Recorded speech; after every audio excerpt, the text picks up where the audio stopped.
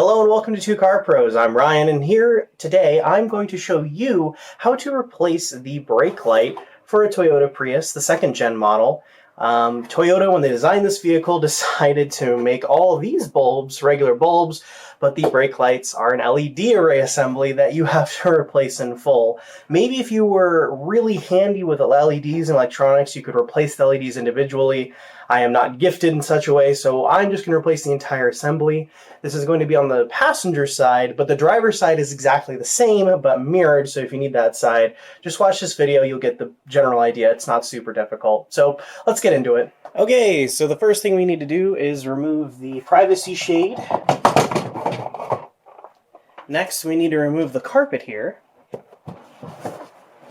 Next, we need to remove the subfloor.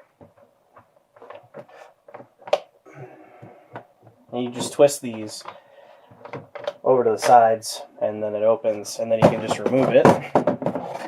You're going to need to remove all things that are in the way. So I have a portable air compressor, and these are actually a pair of jumper cables in a nice bag, just in case. Okay, so now we can remove this plastic tray that holds all our spare tire accessories. We can leave in the spare tire. We don't need to remove that, but you can get a decent look at the battery that actually makes the Prius work. So that's kind of cool. Okay, so the first thing we need to do is remove this Phillips screw right here. Just a regular Phillips head screwdriver. And you can remove it, no problem. Now we can remove this little subfloor here too. It's more like a battery cover, but whatever. You can remove that as well, and these panels if you really like. Not absolutely necessary, but, you know, getting things out of the way. You're basically trying to chip away at this entire thing. This and this need to go away so we can get to the brake light assembly, what holds it into the car. Okay, so the next thing we need to do is remove this 10mm bolt right here. Okay, I take it back. I don't actually think this, yeah, that bolt is kind of stuck in there. I think it's a little bit wider. It has like a built-in washer, so it doesn't actually come out. It is loose. It's not holding on to anything, so now we can move on. Okay, so now we can turn our attention to this bolt. It is 10mm as well, I believe. So that's nice and removed. That's out of the way.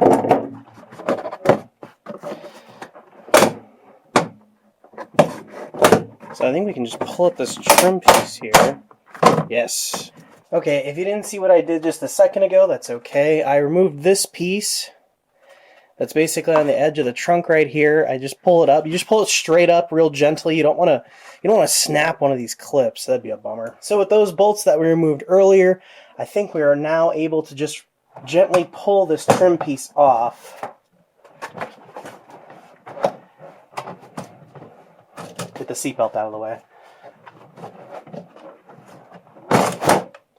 And there you go. The trim piece in its entirety just kind of removes.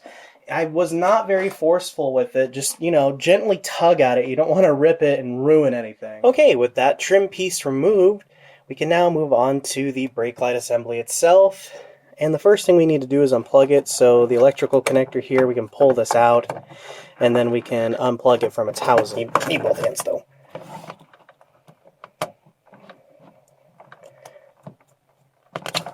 Yep, okay. So I just pushed it on the back here, and it released, so that's nice and easy. Next, we need to remove this wire mount off of this bolt.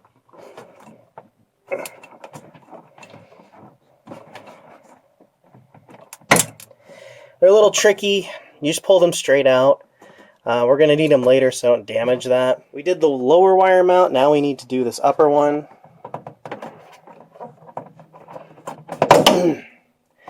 There we go. Now it's all starting to fall into place.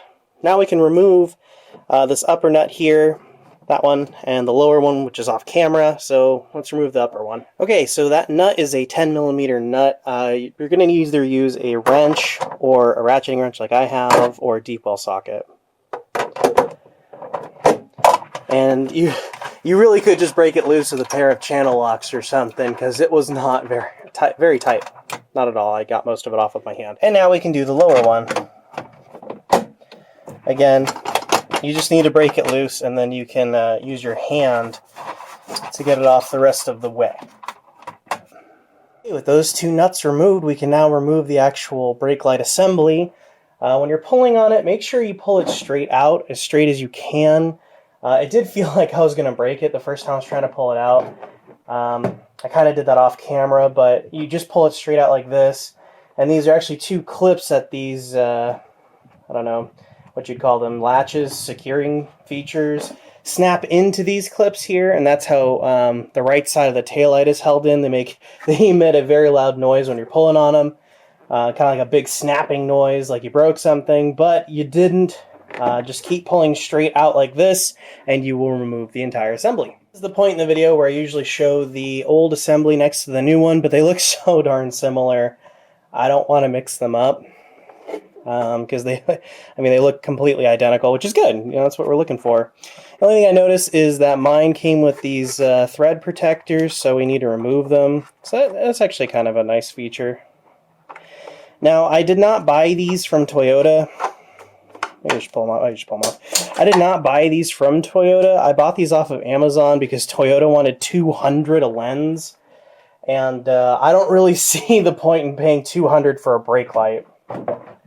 I got this off Amazon for $68 for this. So if you want, I can leave a link. In fact, I will. I'll leave a link in the description for them. So here's a little close-up of what I'm doing of the top latch, this little pink mark here. I want to aim this brass latching system into that pink hole while lining up the threads on the nuts we removed earlier. So just line them up. When I was pushing in on the taillight, I heard a slight snapping, so I'm hoping that means that the anchors are latched back into their housing, but I think it has a lot more to do with those just being guides and it actually being held on with the nuts that we removed earlier. So we're going to put those nuts back on. I don't have any torque specs for these nuts here. I guess just tight. It doesn't need to be super precise. You don't need torque specs on literally everything. Torque specs are definitely important. They're a big part of automotive, but not on this trim piece here. Just reasonably tight is fine. You don't need it to be Hercules tight, right? There is totally fine. They weren't very tight when we put them on either. I'm putting them on a little tighter than I found them. As long as the taillight stays still, and it is. I'm wiggling it right now, and it's not moving anywhere. It's a good sign. Now, before we put everything we did back together, let's plug the assembly back in and test it.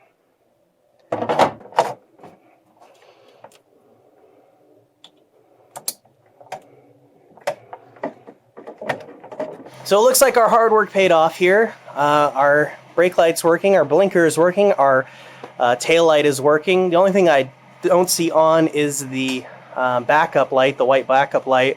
That's because the car is not in reverse, because then I couldn't be out here talking to you guys. I'd have to be in there holding the brake, and I don't want to leave it in gear and get out of the car. That's very, very dangerous.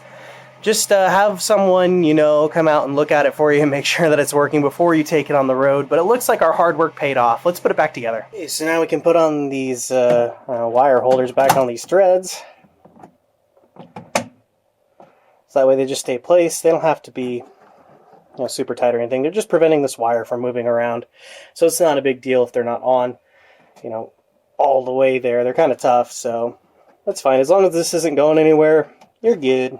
Okay, so now we can replace the big trim piece we removed earlier. Might take me a minute to get it lined up properly. I think the best way to do it is if you put the seatbelt in first too.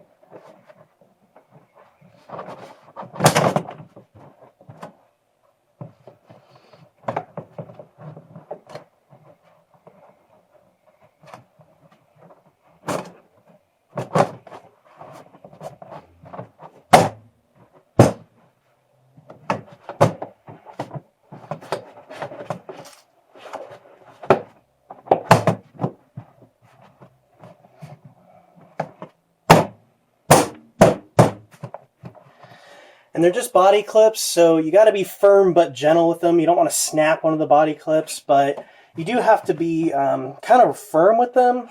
You know, I just use my palm there as kind of a hammer. Don't use a hammer, but you can kind of slap your palm down on it to get it to go where you want. You also want it to, there's a bit of a lip in the front of the trim panel. You want to get it under that lip so it all looks nice and flush again. Next, I'm replacing that bolt on the left here. It's a 10 millimeter. I don't know the torque spec. Tight, about 13 foot-pounds. Here's your torque spec. But it's just holding on trim. You don't have to be super tight. I mean, you want it tight enough so it doesn't rattle, but I mean, that's all I'm tightening it. I'm not going to put it on anymore. As long as it's there, it's not rattling, you're good. Okay, next we need to replace that Phillips head screw that we removed earlier up here. This one's real easy. Just make sure it's tight. That's good enough. Looking good. Okay, now we need to replace this luggage hook. I believe it went like this. Down in the comments below, let me know if you like this type of video. More how I'm actually doing it in the moment rather than narrating it afterward with music. Because a lot of people complain they don't like the music. Some people say they do. I don't know. Reasonably tight. Looking good. So that is done. This trim piece is now officially held on properly. We can now put back the battery cover that we removed earlier.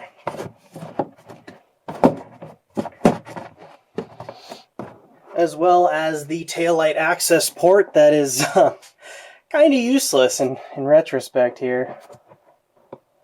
Oh, you know what? I think it goes the other way. It does. Yeah, there we go. Nice and flush. Okay, so the next thing we need to install is this. This is just the trim piece that goes on the edge of the trunk here.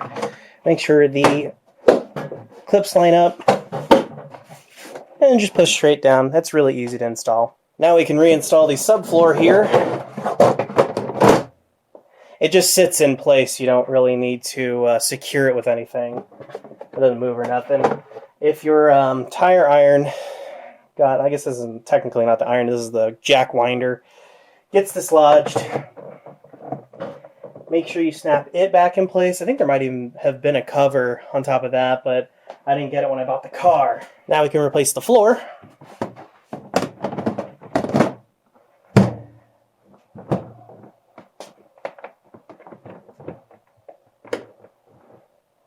Looking good.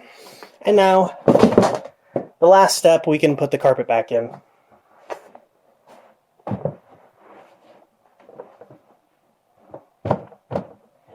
And there you go. It's a little tougher to replace the brake lights in a Toyota Prius, the second gen. Maybe it's different for the third, but this is for the second gen. I believe it's the exact same if you have the clear brake lights rather than the smoked ones like on the 2000, because this is a 2005.